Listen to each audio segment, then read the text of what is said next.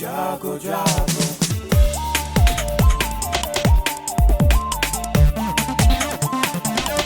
Radio जागो जागो radio जागो 90.4 FM। नमस्कार, ये है रेडियो जागो 90.4 FM। अब आप दीपक से आज की हलचल सुनिए।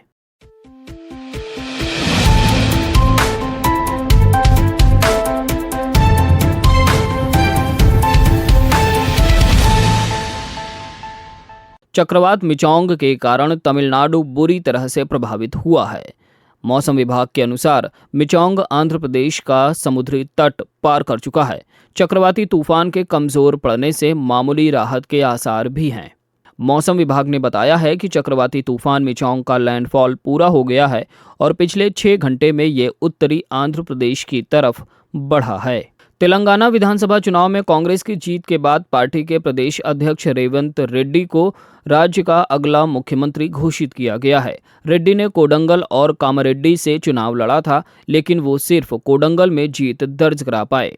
2014 में तेलंगाना के गठन के बाद कांग्रेस पहली बार राज्य में सरकार बनाने जा रही है। आज कलेक्ट्रेट सभागार में मंडलीय जनता दर्शन कार्यक्रम की अध्यक्षता करते हुए मंडलायुक्त रोशन जैकब ने आमजन की समस्याओं को सुना। मंडलायुक्त ने अधिकारियों को निर्देश दिए कि लोगों की समस्याओं का त्वरित निस्तारण किया जाए और पीड़ितों को शीघ्र न्याय दिलाना सुनिश्चित कराएं और कहा कि सेवानिवृत्त कर्मचारियों के देयकों के भुगतान में अनावश्यक विलंबन न किया जाए। मंडलायुक्त ने कहा कि घरौनी के मामलों में अनावश्यक देरी न की जाए और अवैध कब्जों के मामले में तत्काल कार्रवाई की जाए। अभ्युदय योजना के विद्यार्थियों की कोचिंग 4 दिनों से बंद होने की शिकायत पर मंडलायुक्त व जिलाधिकारी से कोचिंग को तत्काल चालू करवाने के निर्देश दिए। मंडलायुक्त ने पुलिस विभाग को निर्देश दिए कि महिला उत्पीड़न के मामलों में तत्काल कार्रवाई की जाए। अन्य शिकायतों पर संज्ञान लेते हुए संबंधित अधिकारियों को निस्तारण के निर्देश दिए।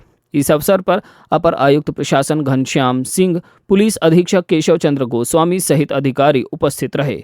सुनिए मंडलायुक्त डॉक्टर रोशन जैकब को। शिकायतें जमीनी विवाद की तो है काफी और निजी विवादों की है, आपसी जो विवादें हैं अभी तो आ ही रहा है, इसलिए नंबरिंग नहीं किया है, मगर सभी विभागीय अधिकारी बैठे हुए हैं। तो जैसे पेंशन को लेकर या आवास को लेकर, किसान निधि को लेकर या और सरकारी जमीन पर अतिक्रमण या जो भी तरह के मामला आ रहा है उसका निस्तारण आज ही कल में मौके पर कराने का प्रयास किया जा रहा है। देखा जा रहा है कि प्रशासन द्वारा अच्छे तरीके से निस्तारण कर रहा है।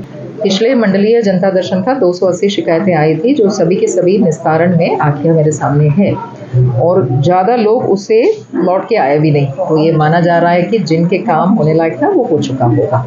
कैसे देखा? ऐसे अधिकारी होंगे जिनका कोई शिकायत आया नहीं, मगर खैर सतर्क सभी को रहना चाहिए। आंखिया के अनुसार चले तो अधिकांश मामलों के निस्तारण हुआ है और बहुत कम शायद ही कोई आया हो जो उस जनता दर्शन से फिर पलट के आया हो। तो माना यह जाएगा कि जो होने लायक काम है वो हुआ हो। तो हमेशा ये राजस्व का रहता है। वो तो एक चीज़ है कि सरकारी जमीन पर कब्जा मैं कहूँगी कि कम ही आया है और अधिकांश आपसी निजी विवाद हैं और थोड़ा बहुत विकास के भी है, आवास इत्यादि के। मेरा प्रैक्टिस है कि 10 दिन के बाद अपर आयुक्त आके प्रत्येक शिकायत की समीक्षा दोबारा करते हैं कि किसमें क्या किया, मगर हम लोगों ने ये रखा है कि पिछली बार आया हुआ कोई भी शिकायत अगर आज पलट के आते हैं तो उसका निस्तारण 24 घंटे के अंदर होनी है और जो फ्रेश कंप्लेंट है उसको 2 से 3 दिन में मैक्सिमम 1 सप्ताह के अंदर डिस्पोज करना है, जिसके बाद एडिशनल कमिश्नर आके प्रत्येक शिकायत की समीक्षा करेंगे।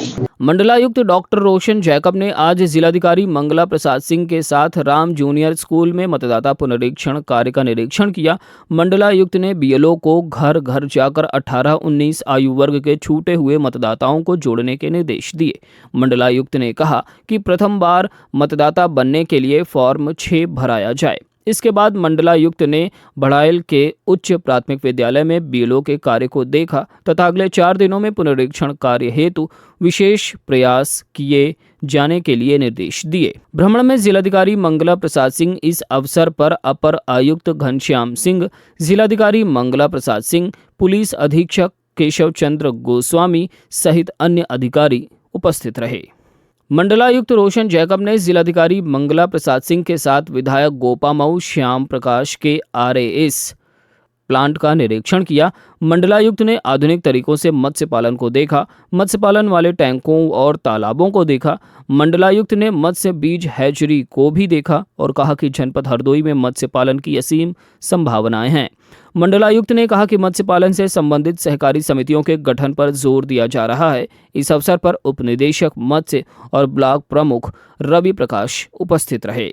विकसित भारत संकल्प यात्रा आज विकासखंड माधवगंज के ग्राम हरपुरा व बाबट मऊ में मुख्य विधायक आशीष सिंह आशु ने अगुवाई की और जन सामान्य को सरकार की कल्याणकारी योजनाओं के बारे में बताया। सुनिए विधायक आशीष कुमार सिंह आशु को।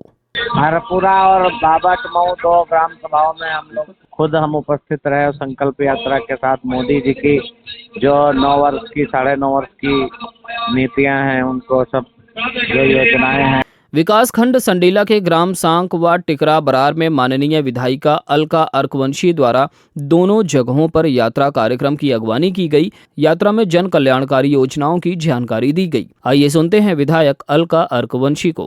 माननीय प्रधानमंत्री का दिव्य स्वप्न है कि अंतिम पायदान पर जो व्यक्ति खड़ा है, बिना किसी भेदभाव के, बिना किसी ऊंच नीच के, और उन्होंने स्वयं कहा है कि उनकी जो जाति, वो जिन जातियों की बात करते हैं, वो है गरीबी, वो है महिला, वो है युवा। तो उनके लिए ये लोग आवश्यक हैं भारत को आगे ले जाने में।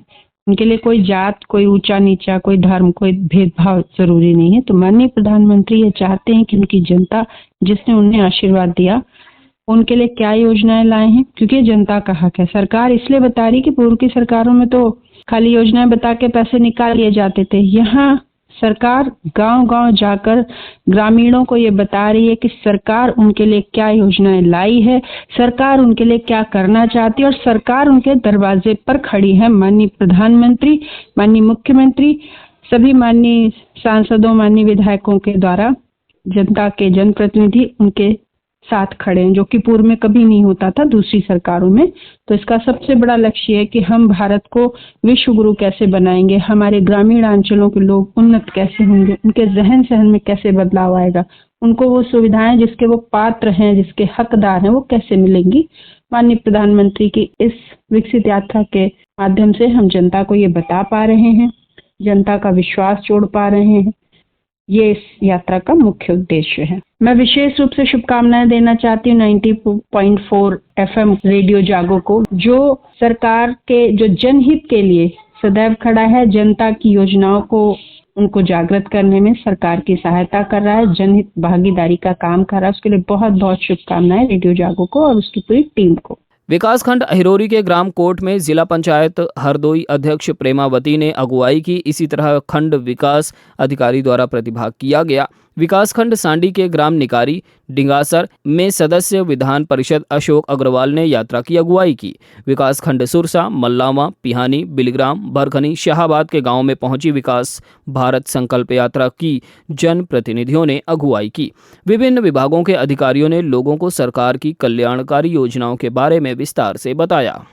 जिलाधिकारी मंगला प्रसाद सिंह ने आज जिला भूगर्भ जल प्रबंधन परिषद की बैठक की अध्यक्षता करते हुए कहा कि एनओसी से संबंधित मामलों का ससमय निस्तारण कराया जाए। भूजल उपयोग से संबंधित आवेदनों के निस्तारण में अनावश्यक विलंब न किया जाए। बैठक में संबंधित अधिकारी उपस्थित रहे। जिलाधिकारी मंगला प्रसाद सिंह ने आज कलेक्ट्रेट परिसर में निर्माणाधीन सभागार कक्ष का निरीक्षण किया और कार्यदायी संस्था को निर्माण कार्य को शीघ्र पूरा कराए जाने के निर्देश दिए। स्वशासी राज्य चिकित्सा महाविद्यालय हरदोई से संबद्ध पंडित रामदयाल त्रिवेदी चिकित्सालय में शासन द्वारा 141 नियमित पदों पर स्टाफ का चयन किया गया है। चयनित स्टाफ को विधायक श्याम प्रकाश ने आज प्राचार्य डॉक्टर आर्य देश दीपक की उपस्थिति में चयनित स्टाफ को नियुक्ति पत्र वितरित किए। कार्यक्रम में मुख्य चिकित्सा अधीक्षक पुरुष व महिला सहित चिकित्सक व स्वास्थ्यकर्मी उपस्थित रहे। राष्ट्रीय विधिक सेवा प्राधिकरण नई दिल्ली के तत्वाधान में 9 दिसंबर को लगने वाली राष्ट्रीय लोक अदालत को लेकर नोडल अधिकारी अपर जिला जज हेमेंद्र कुमार सिंह ने राष्ट्रीय लोक अदालत में ज्यादा से ज्यादा लोग अपने वादों का निस्तारण सुलह समझौते के आधार पर कराने की पहल कर सकते हैं। अपर जिला जज सचिव जिला विधिक सेवा प्राधिकरण न्यायाधीश सुधाकर दुबे ने बताया कि इस लोक अदालत में न्यायालय के 8,512 मुकदमे, प्रशासन द्वारा 6,164 मुकदमे लगाए गए हैं। तो ये थी आज की हलचल। आप सुनते रहिए रेडियो जागो 90.4 FM। धन्यवाद।